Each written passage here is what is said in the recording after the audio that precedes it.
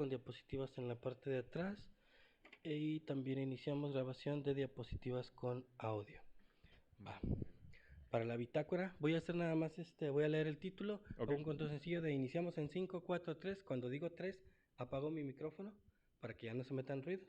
Les pido que ustedes cuenten el 2 y el 1 en su mente para que se haga un huequito de silencio y que ahí hagan el corte y nos arrancamos. Va. Muy bien.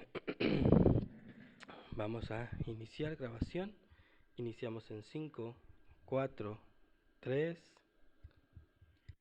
Hello everyone, this is Dr. Ricardo Salinas from Monterrey, Mexico, from the Geriatric Service at the University Hospital. I'd like to introduce to you Dr. Rocio Morales on my left hand and Dr. Mariana Gamboa. So we're going to present you a study that we made during the pandemic that at the very beginning I found intriguing. It's about the spiritual impact of confinement due to COVID-19. So the whole title is The Social, Medical, Emotional, and Spiritual Impact of Confinement Due to COVID-19 in Older People. Next slide. And it seems to be a very straightforward research question. Describe the impact in social, medical, emotional, and spiritual aspects in older people secondary to the mandatory COVID-19 national confinement in Mexico. Next one. And the idea is from Dr. Rocio, which is here at my left hand. And I'd like to ask her exactly what did she think that she was going to achieve with this study. What were her objectives and how was she going to measure the spiritual impact, which is what intrigued me the most. Okay, doctor. We assess instrument used to measure impact of confinement. First, in the social perspective, we assess a questionnaire of 16 items. De Díaz Rioja. Ay, otra vez. Perdón. Muy bien, ¿reiniciamos? Sí, ¿dónde te atoraste? En el Díaz Veiga. Bueno, pudiéramos aprovechar, Doc, si reiniciamos ahora sí que desde el principio, para aprovechar que como que ya. Y le voy a molestar si usted pudiera acercarse un poquito. Ok, muy bien. Para que tuviera más. Entonces, otra vez, desde el principio. Va, sí. Ok. Ya, ok. Ajá. Reiniciamos en 5, 4, 3. Hello everyone, this is Dr. Ricardo Salinas from Monterrey, Mexico, from the Geriatric Service at the University Hospital. And here with me is Dr. Rocio Morales and Dr. Mariana Gamboa. And we're going to talk to you about our latest study on the spiritual impact of confinement due to COVID-19 in our population here in Monterrey, Mexico. Next slide. The objective of our study is to describe the impact in social, medical, emotional, and spiritual aspects in older people secondary to the mandatory COVID-19 national confinement in Mexico. I'd like to begin by asking Dr. Rocio Morales about the instruments that were used in this study. Next slide. Yes. This is a cross-sectional study was conducted in a geriatric clinic.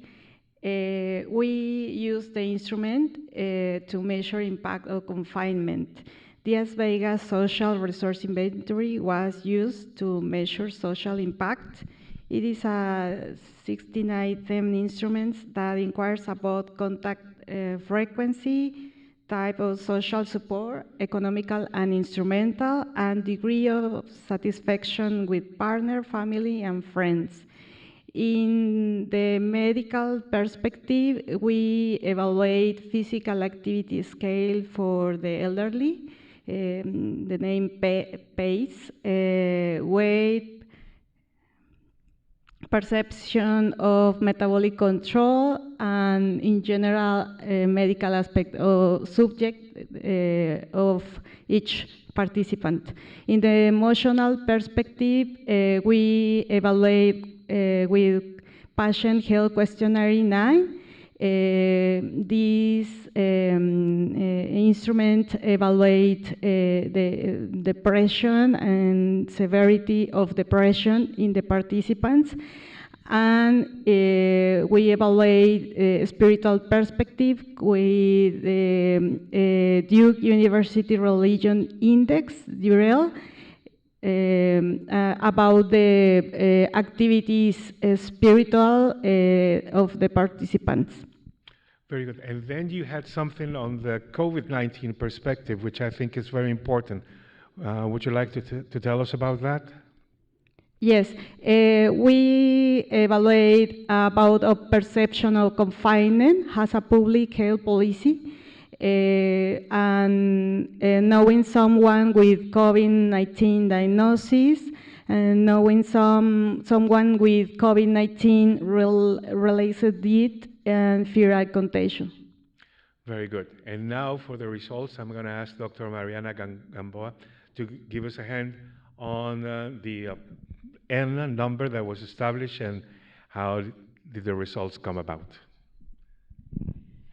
Here in the diagram, we show that we found that 247 subjects agreed to participate, and 196 subjects are confined, and 51 subjects didn't comply with the mandatory COVID-19 national program. They went out.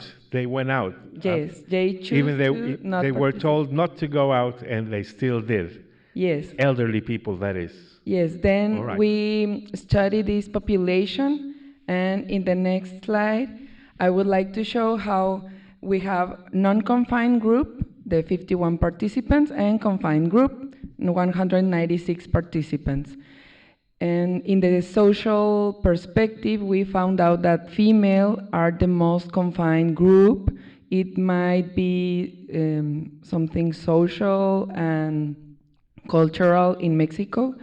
And we found out that living alone people choose to be non-confined group. One could think that this population could be more complying about the group or obeying the mandatory program to not go out, but living alone people, they went out to buy groceries and still have social activities. Social gatherings? Yes, well, we didn't know, but... All right. And about the red means that it is statistically significant difference between groups, and blue means that there is no difference between groups.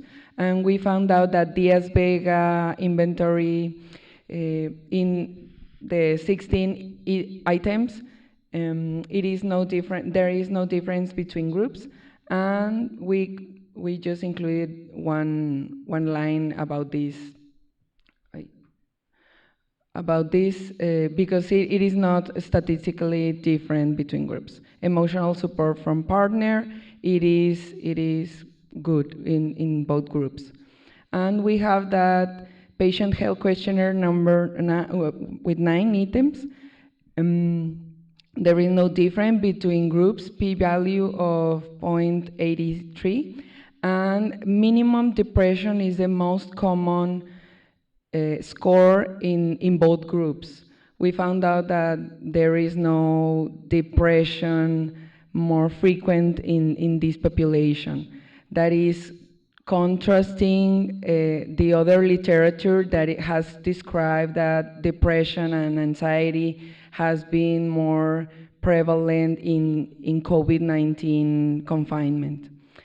And in the medical perspective, we found out that the non-confined group consulted in less proportion than confined group, and then confined group had more satisfaction with telehealth than non-confined group. Another important perspective is that in spiritual questions, we classified questions with non-organizational religious activities and organizational religious activities. Non-organizational is different between groups, and in the questions of spiritual needs model, we found out that feeling listened, positive self-image, and balance in life has a difference between groups and is more prevalent in the confined group.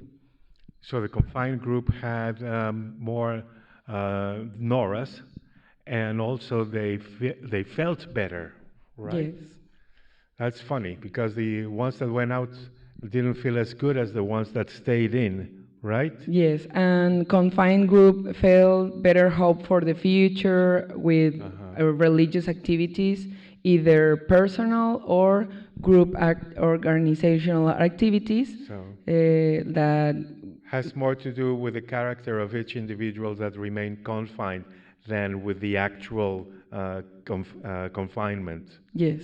All right, and finally, conclusions. Do you want to do it?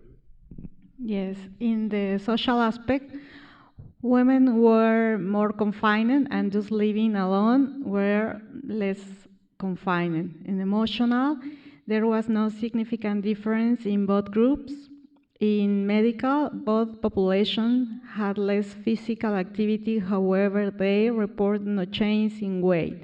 The no-confined group consulted in a lower proportion and had less satisfaction with teleconsultation than the confined group.